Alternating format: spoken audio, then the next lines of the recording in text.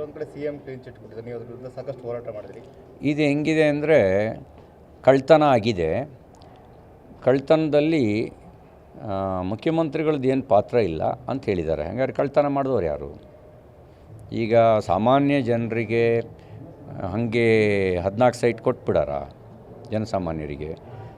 ಲಕ್ಷಾಂತರ ಜನ ಇವತ್ತಿಗೂ ಲಕ್ಷಾಂತರ ಜನ ಇವರಿಗಿಂತ ಹಿಂದಿನಿಂದಲೂ ಈ ರೀತಿ ಜಮೀನು ಕಳ್ಕೊಂಡಂಥವ್ರು ಇವತ್ತಿಗೂ ಕೋಟಿಗೆಲ್ಲ ಅಲ್ದಾಡ್ತಾ ಇದ್ದಾರೆ. ಅವರಿಗೇನು ಪರಿಹಾರ ಸಿಕ್ಕಿಲ್ಲ. ಇವ್ರಿಗೆ ಮಾತ್ರ ಪರಿಹಾರ ಹೇಗೆ ಸಿಕ್ತು? ಮತ್ತು ಮುಖ್ಯಮಂತ್ರಿಗಳು ಆ ಹಗರಣದ ಸಂದರ್ಭದಲ್ಲಿ ಒಂದು ಹೇಳಿಕೆ ಕೊಟ್ಟಿದ್ದನ್ನು ಗಮನಿಸಿರಬೇಕು. ಪತ್ರಕರ್ತರು ಕೇಳಿದ್ರು, ನೀವು ಸೈಟ್ ವಾಪಸ್ ಕೊಡ್ತೀರಾ ಅಂಥೇಳಿ. ಆವಾಗ ಅವರು ಎಷ್ಟು ಕೋಟಿ ಕೇಳಿದ್ದು? 62 ಕೋಟಿ ರೂಪಾಯಿ ಕೇಳಿದ್ರು. 62 ಕೋಟಿ ರೂಪಾಯಿ ಕೇಳಿದ್ರು. 62 ಕೋಟಿ ಕೊಡ್ರಿ ಅಂತ. ಅಂದರೆ ಇಟ್ಸ್ ಸೋಸ್. ನಾನು ಇನ್ನೇನು ಮಾತಾಡಬೇಕಾದ ಅವಶ್ಯಕತೆ ಇಲ್ಲ. ಇನ್ಫ್ಲೂಯೆನ್ಸ್ ಆಗಿದೆ ಅಂತ ನಾನು ಹಾಗೆ ಹೇಳಲಿಕ್ಕೆ ಹೋಗಲ್ಲ. ಏನೇನು ಅಂತ ನಾನು ಕಾಣದೇ ಇರೋದನ್ನು ಹೇಳೋಕ್ಕಾಗಲ್ಲ.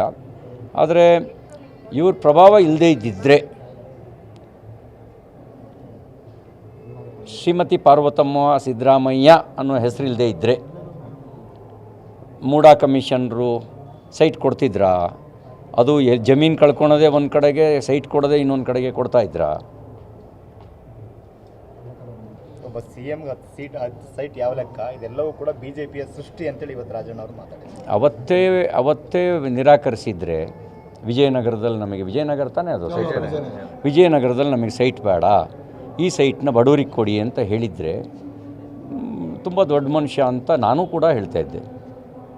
62 ಕೋಟಿ ಕೇಳಿದೆ. ವಿಜಯನಗರದಲ್ಲಿ ನಮ್ಗೆ ಯಾಕ್ರಿ ಕೊಡ್ತೀರಿ? ನಾವು ಜಮೀನು ಕಳ್ಕೊಂಡಿರೋದು ಒಂದು ಕಡೆಗೆ, ಇನ್ನು ಕೊಡ್ತಿರೋದು ಇನ್ನೊಂದು ಕಡೆಗೆ ಏನಿದ್ರೆ, ನಾನು ಅವಾಗ ದೊಡ್ಡ ಮನುಷ್ಯ ಅಂತ ಹೇಳ್ತಾಯಿದ್ದೆ. ನಾನು ಹೊಗಳ್ತಾ ಇದ್ದೆ. ಬರೀ ರಾಜಣ್ಣವರೇನು, ಬರೀ ರಾಜಣ್ಣವ್ರ ಜೊತೆಗೆ ನಾನು ಕೂಡ ಜೈ ಅಂತಿದ್ದೆ, ನಾನು ಹೊಗಳ್ತಾ ಇದ್ದೆ. ಆದರೆ ಅವ್ರು ಹಂಗೇನು ನಡ್ಕೊಳ್ಲಿಲ್ಲ.